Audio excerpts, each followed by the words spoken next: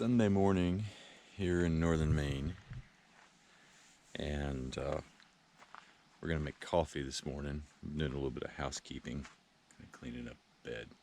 Scott's a messy travel partner, and I'm gonna clean up a little bit, and we're gonna get packed up and head into this town called Eustis, and meet up with a buddy and see where the adventure takes us from there. So priority number one is to get some coffee made. So work on that and then see what happens.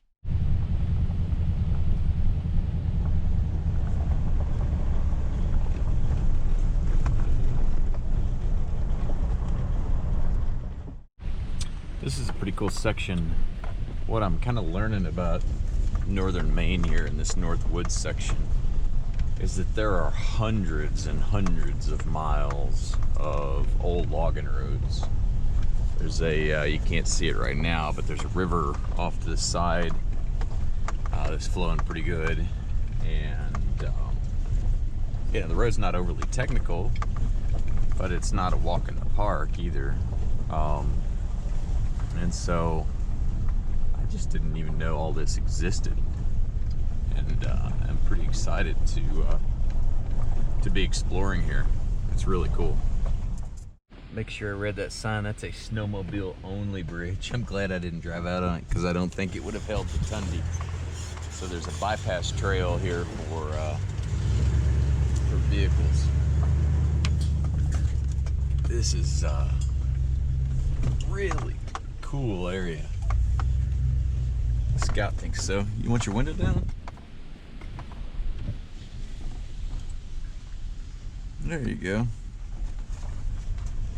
Uh-oh, got another bridge. Hopefully there's a bypass trail on it as well.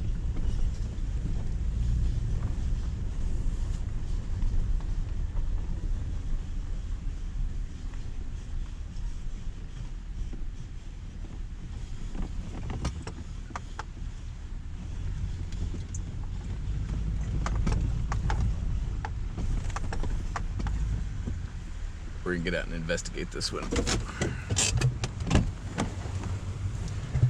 That was not a set of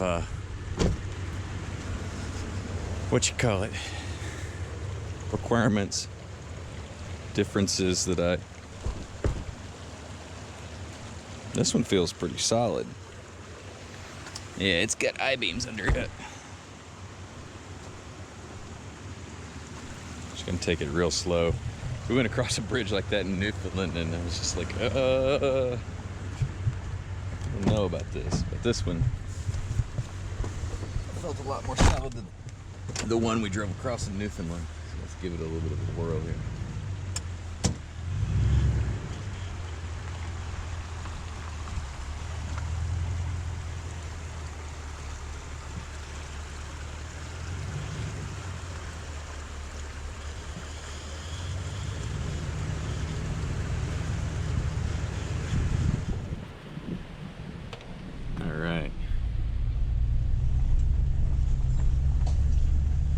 More of those we've got on this route. That's what I just have to see.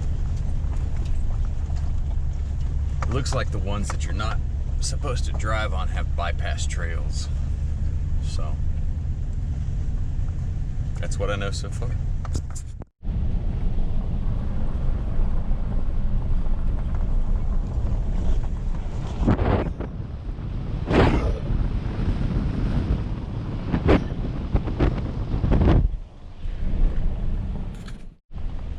God, the colors are just stunning. I'm in the middle of nowhere. I'm concerned that I'm going to be going along and get to a gate where the road's just closed. The overlander seems to think that it goes through. Best I can tell on the topo map, it goes just past a gate, like where a junction comes together, and this side is not closed. We'll see. If not, it's going to be a long backtrack back out of here. But I'm definitely enjoying the drive, and I suspect we have a good chance of seeing some animals. I don't know if the GoPro will pick it up, but off in the distance center here is a rock formation and cliff face.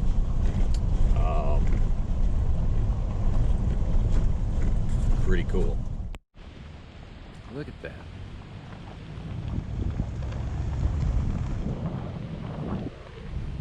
It's like a storybook. Just the colors. This forest is amazing.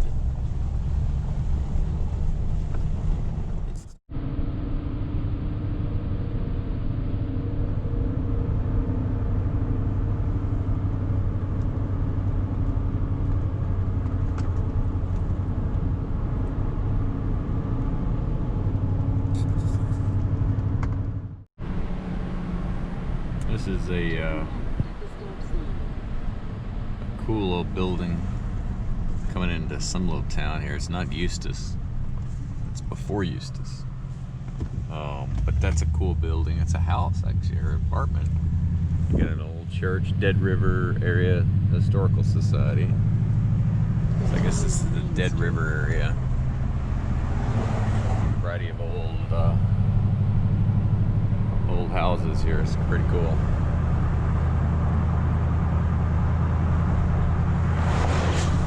Lots of American flags. I like it.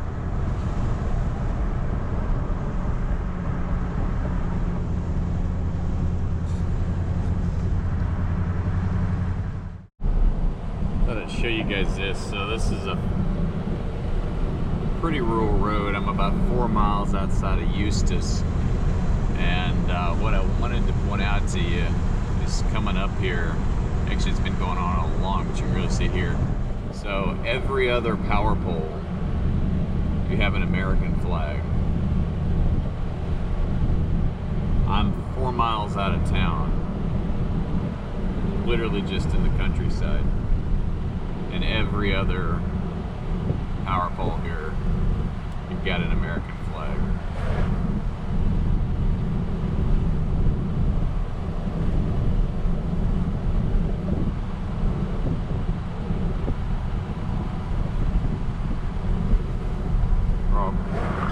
They skipped a couple here, but they kept their distance the same.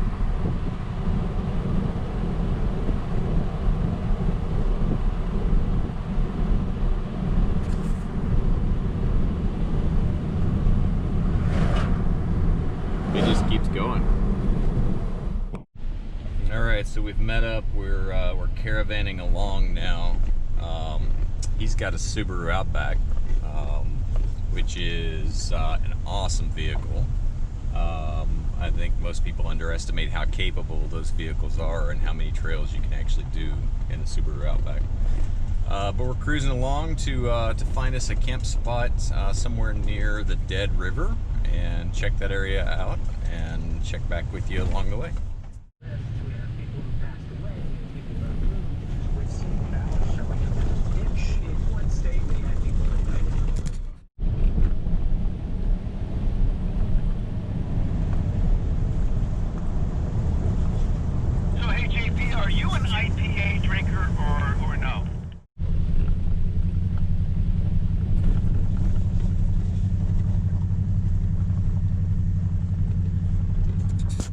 We have quite the camping setup bar going here. About to make old fashions and cook over the fire.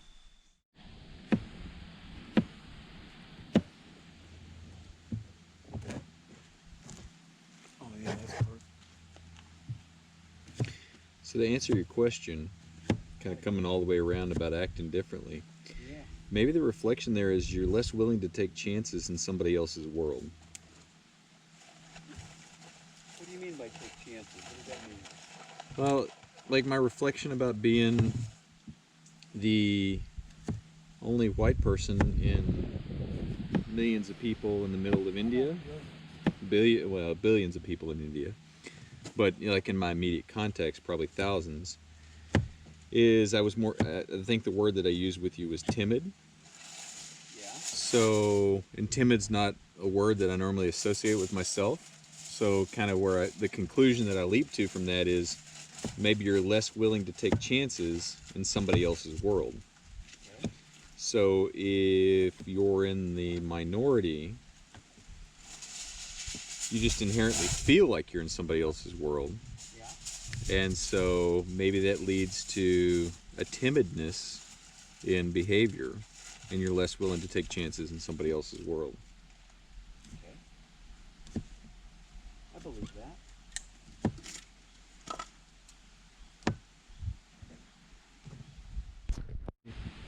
So I would just say, on the bank of the dead river, Yeah. we're slightly improvising because I haven't camped in quite a while. Yeah. I had forgotten to bring a couple of essential items, one of which is a measuring cup. So I think you can guess it. right, that's what I'm going. I'm going to kind of like just, I would say, half-ass it. I like your measuring style. A Right. full old-fashioned is 12 ounces. That's So what I'm thinking. Double, I mean, it just looks like 12 and there's ounces. eight ounces in the cup. So Right, I think I'm good there. yeah. So if I'm cooking this up, by the way, I do not know what happened to that orange rind. Yeah. Apparently, I think the raccoons got to it. The raccoons that are over there on the bank. The ones barking at us from the bank, and they, in their own inimitable manner, they were able to deftly carve 2 slices of what looked like orange peel off that orange. To what end, I don't know. Yeah. I'm Well, going to assume. I'm typically not a bourbon guy, but I had an old fashioned here miraculously appear that was spectacular. Yeah. And I might actually become a bourbon guy now. Yeah, you could be a well. I You could be a you know bourbon you guy. live closer to Kentucky than I do. I do live close to Kentucky. um, At some point, we got to sample this. oh yeah, I'm excited about that actually. That's after dinner. It's an after dinner drink. I think so. Yeah. Yeah. I have butter. I'll throw some of that in there, and then it says here. Let me read the directions. All right. It says in medium saucepan, bring all that crap to a boil. That's Butter and water. close to medium. Yeah, and then stir in contents of package and return to boil. Now the game changer here is direction to chop up some broccoli. Real like fresh broccoli. Like real broccoli, and throw it in with the cheesy, noodly, creamy cheddar sauce. And then what we'll do is we'll cook the steaks. We'll have the broccoli and cheddar noodles with a salad, and come on, you got to show the mushrooms because the mushrooms look amazing. And mushrooms. Yeah, Salt and pepper and garlic and olive oil. all on the banks of the dead river. Of the Dead River in Maine. Although, Rhett, I might have to take exception that I think these steaks are maybe more like cows. Those are beautiful. Yeah, they're large. Is that like I'm a not pound gonna- and a half? I'm not gonna. By the way, I coated those with a pepper crusted. It's a pepper crusted Parmesan with some garlic and herbs in there. Really? And then once that fire gets down to a good, by the way, it's hardwood fire, gets down to a good bed of coals, we'll throw the potatoes on first, wait 10 or 15 minutes, and then we'll cook the steaks. And you said you vacuum pack these yourself. I did, yeah. So do you get them cut locally or? Yeah, so I have a local guy cut prime, and then I bought, so just because I'm going to name drop, Yeah. Sorbent Systems makes a beautiful vacuum bagger. You know, it's not a game. It's not a standard like. I'd say it's more of a commercial Yeah. variety, and so it vacuum bags this stuff beautifully. And I try to vacuum bag all of the meat that I buy, all of anything I want to save for a while, put in the freezer. Can we really call this camping? This is gourmet camping. This is gourmet camping. Yeah, I'm pretty thinking sure it's, that it's this pretty is much gourmet gourmet camping. camping. Yeah.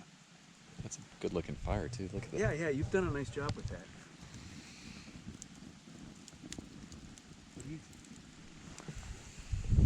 He's like, I'm just waiting for my part of the steak. I'm just hanging out. Okay, so we got this, we got that. Oh, I need the requirements is it has to be, for it to be bourbon, it can be manufactured anywhere. Yeah. Doesn't have to be Kentucky or Tennessee. But it has to be more than 50% corn, Okay. right, in the mash. Anything else after that, you can mix it That's up. 100% corn, by the way. So that would qualify as a bourbon. That's However, gasoline. It has to be aged. That's the part I was It has getting to be to. aged at least 2 years. I think 2 years is the minimum requirement, and it has to be aged in New oak. American oak. American oak has to be Okay. aged in new American oak for at least 2 years. That's the second requirement. The third requirement is it has to be at least 80 proof. Oh, so you So have to be strong. yeah, it has to be. Well, this ends up. 40% alcohol. Yeah, this is And I 50%. think the tequila's 37.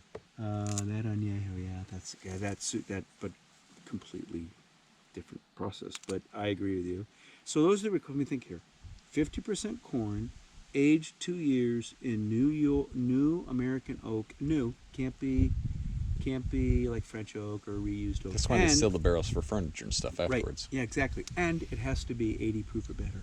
If you adhere to those standards, then you can call yourself a bourbon. If you don't adhere to those standards, then you're an American whiskey. So why is this?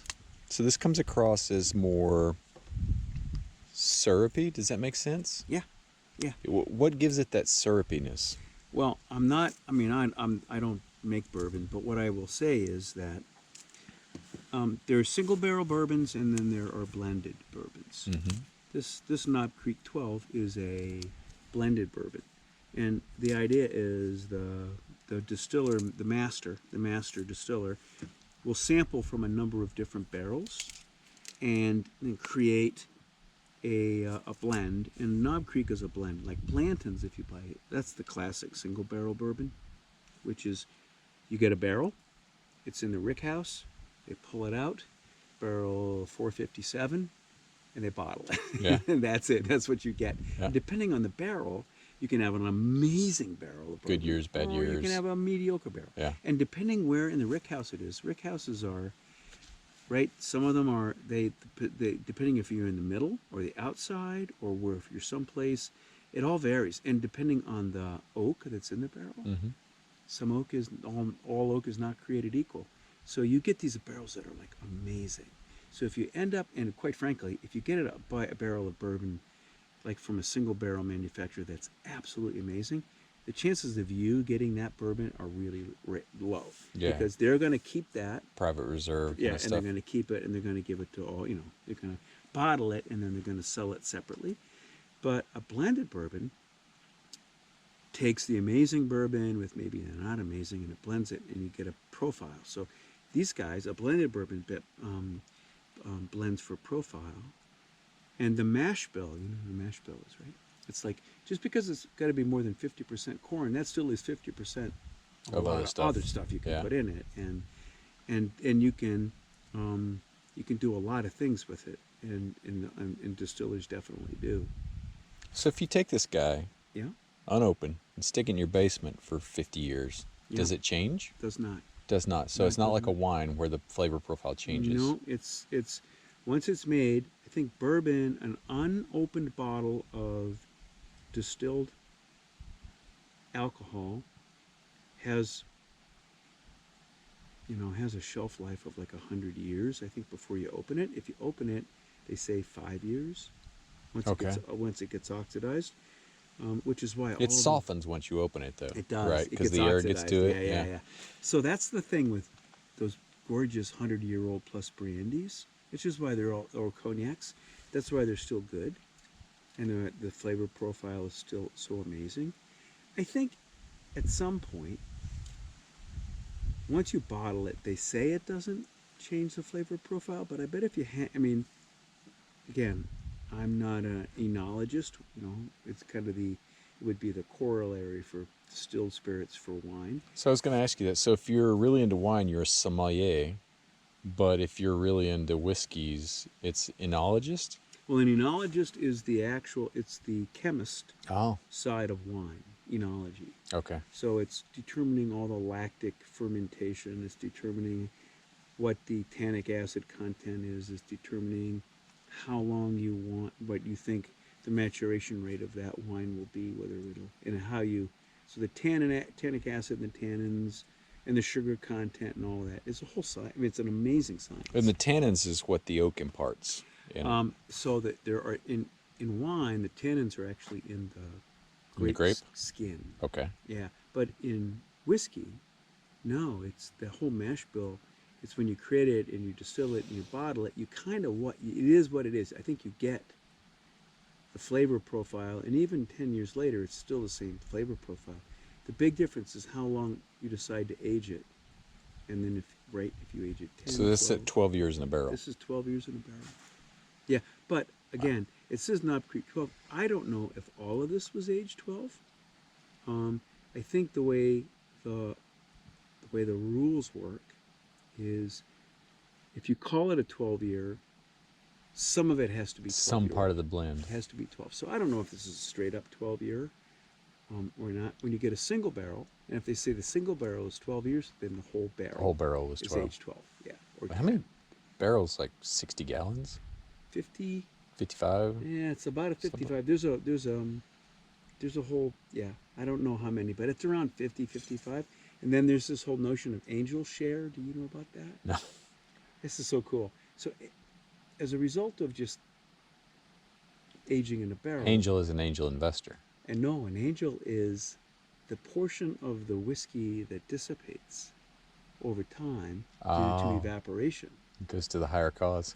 Yeah, exactly. That's funny. Yeah, it goes to, and they I call like that the angel share, yeah. That's right. They call that the angel share. And so there's this, the barrel dissipates over time. So you could start with a 55 gallon or 60 gallons, and you end up with X, whatever it is, after evaporation. And then depending on the alcohol content that you put into the barrel, some distillers will then take that and blend it with water to knock the alcohol content back soften down. it back down. And there's others that just bottle it. You'll hear you'll hear the term cask strength. Yeah. Comes right out of the freaking barrel. It sets you on fire. 132%. Who's really Booker bourbon? They bottle it. It's like 120, 125, 130. Well, a lot of these big, powerful bourbons that they bottle right out of the cask have huge alcohol contents, and they don't dilute them. Whew. Yeah. That's when I picked this up. 158.7 proof. Yeah. Good grief! 79.4% alcohol. This is Southern Secret moonshine made from muscadines. So you can use that for like hand sanitizer. In Arkansas, we referred to muscadines as possum grapes. What is a muscadine? It's sort of like a wild grape that grows. Well, we called them possum grapes because they grew out in the forest and the possums ate them. You just want to have you just want to like sip at that like really slowly. Yeah, really slowly. Yeah, I think we used this to set some stuff on fire when I was in college. Yeah, that it certainly will do it. I bought for COVID. I bought I bought 2 quart-sized bottle. What are they? Liter bottles of Everclear. Yeah. 190 proof Everclear. For quarantine. Right. No. What I did is I made my own. Oh, made your own hand sanitizer? Yeah, and I came up with a freaking great recipe. So He does have Tasamigo shooters. That's yeah, amazing. that was my brother. Oh. That's courtesy of my brother. That's a really for the money. Yeah. Like that is It's a great probably tequila. one of the best tequilas on the Yeah. market. Not that I'm gonna test it. I think Scout has passed out. He's either passed out or died. No, he hadn't died. Okay. He I think we're fell asleep on his water bowl. so. I think we're on it here. Yeah. You think we're Those look like got the good coals to me. ready to go? And Yeah, we'll put 2 more pieces on, and then we'll slide the grate over, and we'll put the potatoes in. And this smells good. That's good. Oh, it's good hardwood. Yeah. Yep. And then we'll sizzle the steaks up and have potatoes. And Oh, that's the Gold Zero lights. yeah. So my buddy Andy, he Hey. came out and joined me for the last 2 weeks of the trip in Montana. Yeah. And he had these guys, and I was pretty impressed with that light. These are awesome. Now these are the 350 lumen Yeah. version. And you can turn one side on or both sides. Both sides, correct. I think I'm running just one side Yep. right now, right? Because it's nice if you just want to do one side, it's directional. Correct. So I'm running one side, and you can hand crank them, Yeah. which is great. You don't need to charge them up. These models are now discontinued, and they launched their 600 lumen series. Really? Yeah, bigger battery. I think a bigger battery, a higher output light. But honestly, these are just perfect. And Ye- if we were in a place where we had trees, Yeah. I would Hang them just up. string them. So there's a light called a Claymore that Really? has a magnetic back like the Claymore mine, Yeah. and you can adjust the temperature color on it. And so a From lot, like daylight to tungsten. Or yeah, whatever? you can make it more like a campfire. And Seriously? yeah, and so a lot of the guys that do a lot of truck camping really like the Claymores because they're magnetic on the back, and you can just pop them to the side of the truck. Yeah. But I've kind of been debating the Goal Zero because watching Andy with his this summer, I mean the thing, and like he left it out a few nights in the rain, and like it just works. What I love about these is, one, you can charge your device from them. Yeah, they got a Two, USB port on it. They're solar. Yeah. So I have the So they got a panel on the top, or no? You plug in. You plug it into a panel. You can hook this has a USB port that plugs into a charging panel. So if you're in the outback, like you really are, like you're out here for a while, Mhm. I can charge these up right from a solar panel. Yeah. The other thing I like is that if I don't have any of those options, Hand crank it. you just hand crank it. How much hand cranking does it take to charge It it? doesn't take much, And I've been saying lately, if people had to hand crank their iPhones, right? that they might stop using them. Yeah, but you just and the idea is you can get light from a hand crank. So you've got a bunch of three. If you get a beautiful bright, Look at that. I don't know If you if get a that'll show up beautiful on the bright GoPro, day- but that's the moon. yeah, I'll have to drop in a photo here of a long exposure, but that moon over the Dead River is really spectacular. I'm feeling very fortunate that Yeah. the weather held off. Oh yeah, we got lucky. It was supposed to rain these couple Yeah, days. We'd have been remember? under the awning. So we'll let that burn a little. We can slide the. We can probably start. Actually, you know what? I think if we stay out of the direct flame right now, Yeah. we can probably. I got metal tongs too if you want them. We'll just put that there, and let that go. Okay. What I really need is you see this? Yeah, your main Maine black switcher. bears. Yeah, nice. You guys definitely have the black bears here. Well, because yeah, and I actually am a Maine. Oh, are you? Well, that's where I went to college. Okay. University of Maine.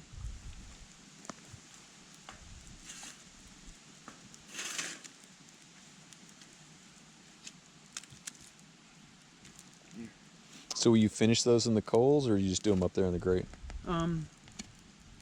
Probably finish them in the coals. Yeah, just get a But I little more thought heat. we'd start them now. Yeah. Get them going.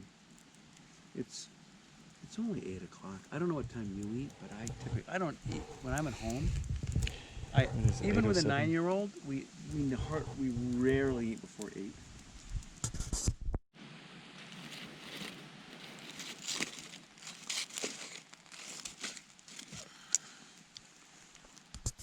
We can do here. God, these are some big steaks, Rhett. You want more flame or less flame? Whatever you cook, I don't care. I like a good bark on it. Doesn't Yep. matter. I don't know if we're hot enough to get a full sear here, but we'll see. Do we want to heat it up or no? Oh, it's sizzling a bit. I might put another log under the fire. Okay. On up some hardwood to put a little bit more heat under the. Oh, we get a little heat there now under the steaks. Oh, you get like each time you get like some sort of seniority. So, what's moose meat like? Is it good? It's the best. Really? Yeah. Man, you think back in the day, like that, to get a moose, like you get your meat for the season. Oh, and some. Yeah, moose meat, by all accounts, is really flavorful, quite tender. Have you had bear before? I have had it once, and I really did not like it. I had it in Romania. It's the only time I've had it, and it was in a stew, and it was really good in a stew. They say that sausage, burgers, and stew meat are the way to do bear.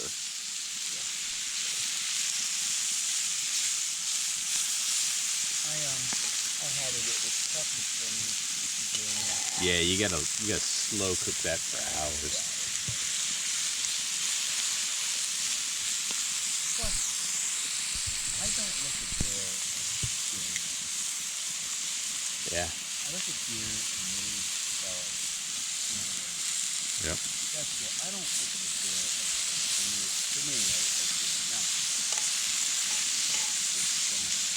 Now, I was watching a video that said that they said think your smartest German Shepherd, which obviously resonated with me because of Scout, and they say that a bear is smarter than the smartest German Shepherd you'll ever meet. And they call him the ghost of the forest. Well, they won the lottery. We could probably pull them out of the fire. Yeah, Just put them up on the grill. on the grate. On the grate, Ow! yeah. Oh, yeah, I guess yeah. How's that feel? Yeah, that's where the steaks need to be, right there, over that spot. Like great cuts of beef, seasoned up, cooked over a wood fire. How can you go wrong? It's hard to. Oh, and the ambiance, right, kind of makes it. The woods of northern Maine.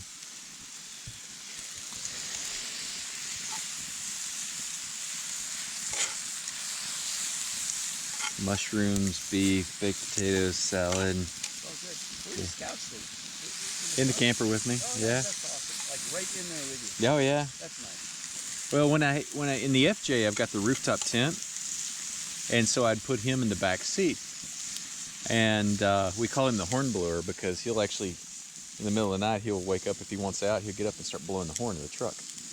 Really? Yeah, oh yeah, and that would just like drive. so then you have to climb down out of the rooftop tent to let him out, and so unless How did you learn that?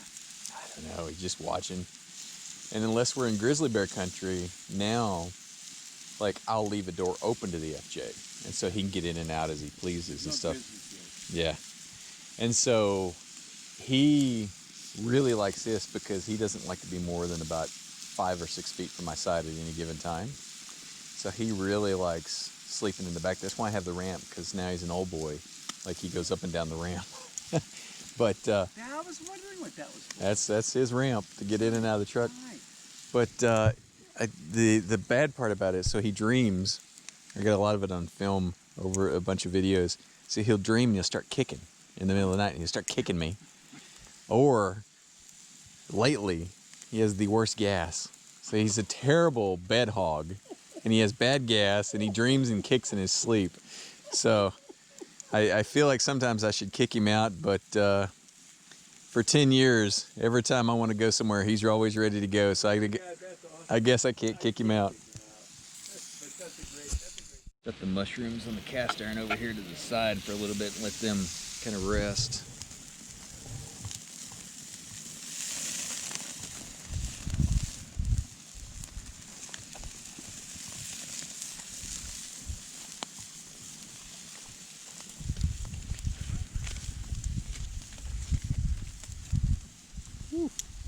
Yeah, our fire's definitely getting warm.